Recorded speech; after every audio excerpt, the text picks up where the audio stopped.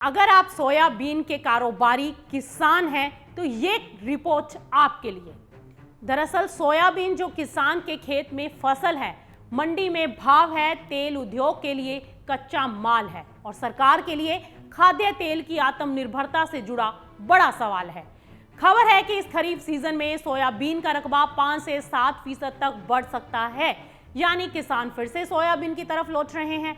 खासकर वो किसान जिन्होंने पिछले साल मक्का की तरफ रुख किया था, वो इस बार दोबारा सोयाबीन बोने लगे हैं और इसका कारण साफ है, भाव।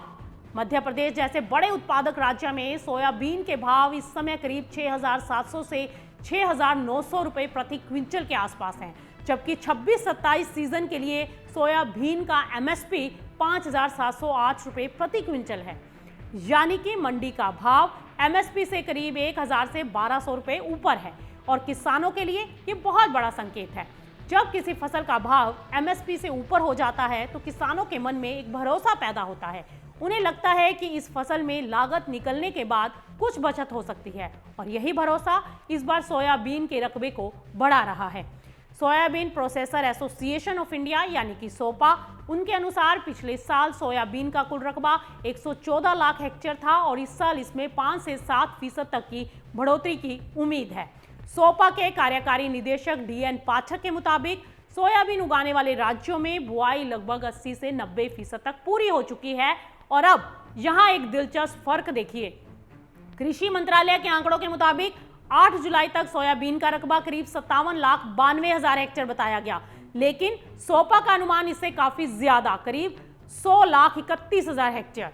सोपा का कहना है कि सरकारी रिपोर्टिंग में 7 से 10 दिन का अंतर रहता है, इसीलिए वास्तविक बुआई सरकारी आंकड़ों से आगे हो सकती है।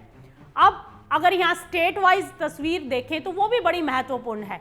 मध्य प्रदेश में सोपा ने सोयाबीन के रकबा करीब 44,25,000 हेक्टेयर का अनुमान लगाया, जबकि सरकार कह रही है, यानी कि सरकारी आंकड़ा 25,96,000 हेक्टेयर के आसपास।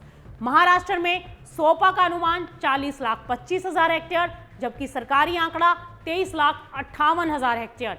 और राजस्थान में सोपा ने 7,98,000 हेक्टेयर का अनुमान दिया, जबकि सरकारी आंकड़ा करीब 4,94,000 हेक्टेयर। यानी कि सोयाबीन की असली कहानी सिर्फ भाव की नहीं, आंकड़ों की भी है। एक तरफ सरकारी रिपोर्टिंग है, दूसरी तरफ उद्योग का फील्ड आकलन है। दोनों के बीच बड़ा गैप दिखाई दे रहा है। लेकिन सवाल यह है कि किसान सोयाबीन की तरफ वापस क्यों लौट रहा है। इसका जवाब सिर्फ एक लाइन में नहीं है। दरअसल पिछले साल कई किसानों ने मक्का की तरफ रुख किया था। मक्का में भाव और मांग के चलते कई इलाकों में किसान अट्रैक्ट हुए थे, लेकिन इस बार सोयाबीन के भाव मजबूत हैं। इसीलिए किसान ये देख रहा है कि सोयाबीन का भाव एमएसपी से ऊपर है, तेल मिलों की डिमांड बनी हुई है और अगर मौसम ने इस बार साथ दे दिया तो फसल से बेहतर आमदनी की भी उम्मीद हो सकती है। लेकिन इस कहानी का दूसरा पहलू भी देखिए। सोयाबीन की बुआई देर से शुरू हुई थी क्योंकि दक्षिण पश्चिम मानसून की शुरुआत में देरी रही, बाद में बारिश सुधरी तो बुआई ने रफ्तार पकड़ी। अभी फसल ज्यादातर इलाकों में वेजिटेटिव स्टेज में है, यानी पौधा बढ़ने की अवस्था है। सोपा के मुताबिक प्रमुख उत्पादक क्षेत्रों में फसल की स्थिति सामान्य से संतोषजनक बताई गई, लेकिन बारिश का डिस्ट्रीब्यूशन अभी भी सबसे बड़ा सवाल है। कहीं बारिश कम हुई तो अंकुरण कमजोर हुआ, तो कहीं बारिश ज्यादा हुई तो खेतों में पानी भरने की समस्या आई और इसी वजह से कुछ इलाकों में 1 से 2% क्षेत्र में बुआई दोबारा भी करनी पड़ी। और ये संख्या छोटी लग सकती है, लेकिन किसान के लिए दोबारा बुआई का मतलब है एक्स्ट्रा बीज, एक्स्ट्रा मजदूरी, एक्स्ट्रा खर्च और फसल की समय सीमा में बदलाव। अभी किसान खेतों में खरपतवार पर कंट्रोल कर रहे हैं, कहीं हर्बिसाइड का इस्तेमाल हो रहा है, कहीं हाथ से निराई हो रही है। तो मध्य प्रदेश, क्योंकि भारत के कई इलाकों में कोलपा और डोरा जैसे पारंपरिक काम भी स्थानीय हालात के हिसाब से किए जा रहे हैं। अब सवाल आता है कि अगर रकबा बढ़ेगा तो बाजार पर क्या असर होगा। इसका पहला असर उत्पादन पर हो सकता है। अगर बारिश सही रही, कीट और रोग कंट्रोल में रहे और फसल को अगस्त सितंबर में सही नमी मिली तो इस बार उत्पादन पिछले साल से अच्छा हो सकता है। और दूसरा असर प्राइसेस के ऊपर आ सकता है। अभी प्राइसेस एमएसपी से ऊपर हैं, इसीलिए किसान बहुत ज़्यादा अतोत्साहित हैं। लेकिन अगर रकबा ज़्यादा हो गया, उत्पादन भी अच्छा रहा तो कटाई के समय मंडियों में आवक बढ़ सकती है और उस समय भाव पर दबाव आ सकता है। इसलिए आज की तेजी किसान को राहत दे रही है, लेकिन भविष्य की कीमतें पूरी तरह मौसम और उत्पादन के ऊपर डिपेंड करेंगी।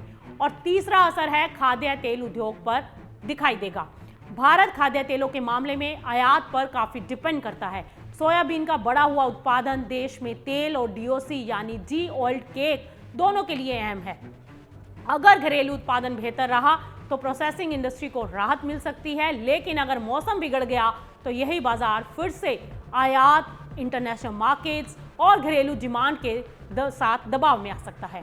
किसान के लिए इस समय सबसे जरूरी बात तो यह है कि सिर्फ ऊंचे भाव देकर फसल का फैसला ना करें।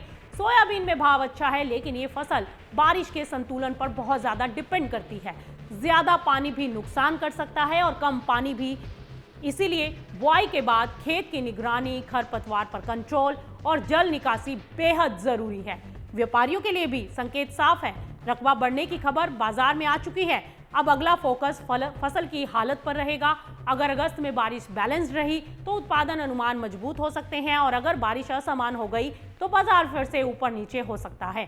इस पूरी खबर का निचोड़ यही है कि सोयाबीन में इस बार किसान का भरोसा लौटता दिखाई दे रहा है, लेकिन ये भरोसा अभी खेतों में बोया गया है, मंडी में कटा नहीं है। आज भाव एमएसपी से ऊपर है, किसान सोयाबीन में वापस आ रहा है, रकबा बढ़ने की उम्मीदें हैं, लेकिन उत्पादन का फैसला अभी मौसम करेगा, और यही इस खबर की सबसे बड़ी बात है।